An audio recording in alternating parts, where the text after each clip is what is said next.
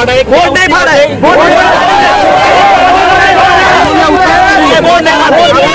महानगर पालिका ये बहुजन विकास आघाड़ी एक कार्यक्रम घोषित करना चाहती है, उसका हमारा सख्त विरोध है। एक कार्यक्रम पंडित देवेंद्र जी ने शासन का पैसा, हर एक का पैसा, शासन का पैसा है, पब्लिक के लिए दिया है।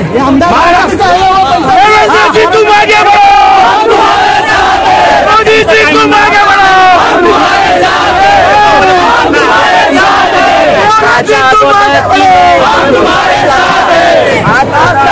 महाराष्ट्र शासनाने 25 कोटी रुपये आदरणीय देवेंद्रजींनी काल पाठवले। माननीय देवेंद्रजी किंवा एकनाथ शिंदे साहेबांच्या प्रोटोकॉलमध्ये उल्लेख केला नाही, त्या विरोधात भारतीय जनता पार्टीने त्याचा आंदोलन केलेलं आहे। इथे आम्ही पब्लिकसाठी आहे, जनताच्या सुखासाठी हॉस्पिटल बनते, त्याच्यामध्ये राजकारण होऊ नये एवढेच मान्य हे राजकारण महानगरपालिकाचे अधिकारी करतात। तुमचं म्हणणं काय आता ओपनिंग होणार ओपनिंग 100% होणार, जनताचा मान ठेवणारच आम्ही। जनतासाठी एक हॉस्पिटल होते, त्यामुळे कुठल्याही राजकीय पक्षाचं नाव नसलं पाहिजे आणि नारियल फोडा।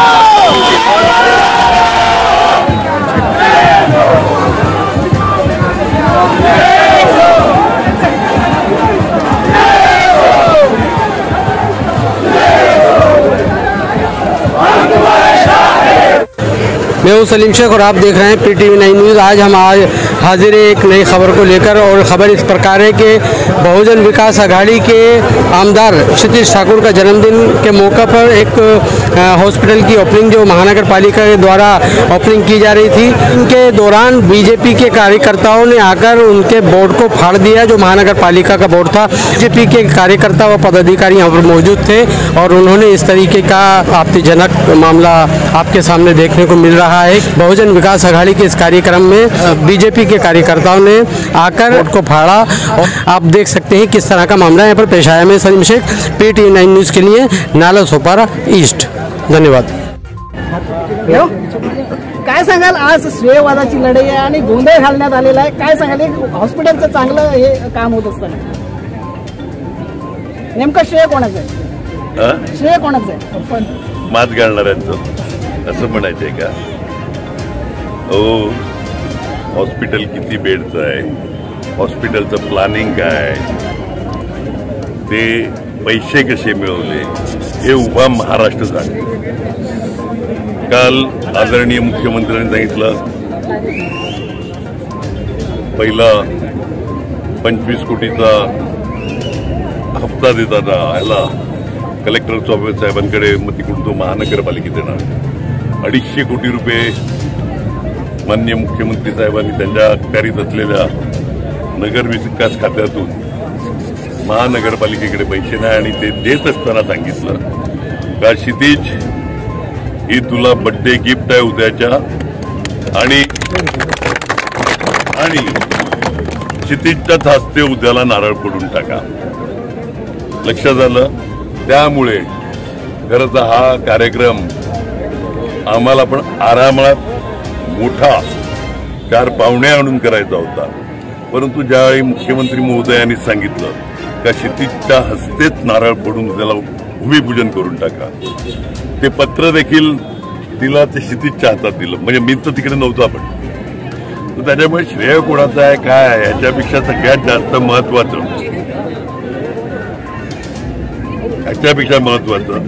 का बहुचर्चित अशा या आचोळ्यामध्ये हे हॉस्पिटल होणं, आणि खरं तर क्षितिजनी आपले जे आमदार आहेत त्यांनी हे स्पॉट निवडताना पण असा निवडला का हिला लागून वसई मतदारसंघ आहे, याला लागून बोईसर मतदारसंघ आणि हा चोपारा मतदारसंघ, तर तिन्ही मतदारसंघाच्या मध्यवर्ती भाग मुद्दामून क्षितिजने निवडला.